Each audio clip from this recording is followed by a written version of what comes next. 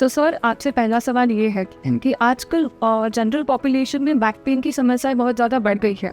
सो वो कॉमन एक 10 साल के बच्चे के साथ 80 उम्र के बुजुर्ग आदमी को भी ये तकलीफ है, तो उसके मुख्य कारण क्या है सर? सो बैक पेन आजकल एक एपिडेमिक हो गया है। मतलब जैसे मैडम ने बताया कि 10 साल का एक लड़का भी मेरे ओपीडी में होता है और 80 साल के बुजुर्ग भी मेरे ओपीडी में होते हैं बैक पेन को लेकर। सो बैक पेन और नेक पेन मतलब कमर दर्द और गर्दन दर्द, ये एक बहुत कॉमन समस्या है आज के डे टू डे लाइफ में। और इसके मैं एक 5 इम्पॉर्टेंट कारण यहाँ बताना चाहता हूँ। पहला है ओवरवेट। जिस पेशेंट का वेट ज़्यादा है उस पेशेंट को बैक पेन होने के चांसेस 3 गुना ज़्यादा हो जाते हैं। Second important cause is lack of exercise. मैं हमेशा बोलता हूँ कि हर किसी ने 45 मिनट्स डेली एक्सरसाइज करना ही चाहिए 6 डेज अ वीक, जिसमें हफ्ते में 2 दिन वेट ट्रेनिंग, हफ्ते में 2 दिन योगा और हफ्ते में 2 दिन कार्डियो एक्सरसाइजेस ये होनी चाहिए। Third important thing is addictions जैसे smoking, alcohol. So smoking is the biggest killer. Smoking में निकोटिन होने के कारण आजकल हम देखते हैं कि बहुत younger generation is very heavy into smoking. और स्मोकिंग में जो निकोटिन होता है वो निकोटिन हमारे जो ब्लड वेसल्स है उनको कंस्ट्रिक्ट करके स्पाइन का न्यूट्रिशन रोक देता है और उसकी वजह से कम एज में स्पाइन में डीजनरेशन देखने को मिलता है।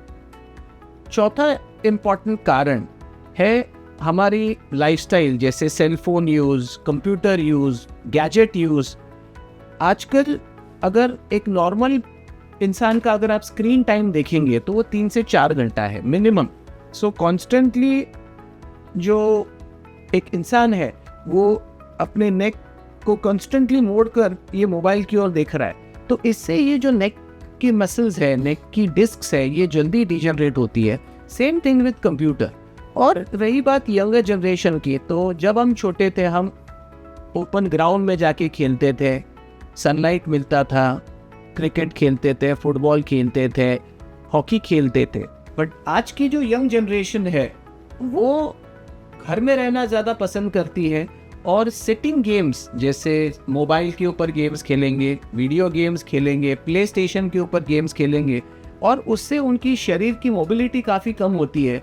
They sit at one place, they get fatter and fatter. और वो ओपन ग्राउंड में जाकर न खेलने के कारण विटामिन डी डेफिशिएंसी कॉमनली देखने को मिलती है और फिजिकल एक्टिविटी न होने के कारण कम एज में उनकी हड्डियाँ कमज़ोर होती है। And last important reason is stress and lack of sleep. Stress, I feel, is a very important cause for back pain and neck pain. बहुत सारी स्टडीज़ ने ये प्रूव किया है कि अगर आपको बहुत ज़्यादा स्ट्रेस है तो आपको गर्दन दर्द और कमर दर्द की समस्याएं होगी।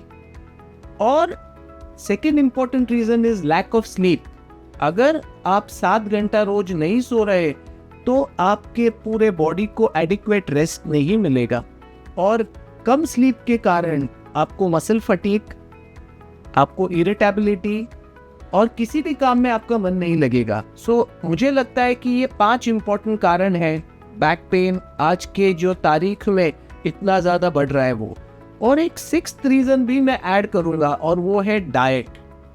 मैं हमेशा बोलता हूँ कि डाइट में you should have lot of green leafy vegetables, fruits, sprouts, milk products and dry fruits.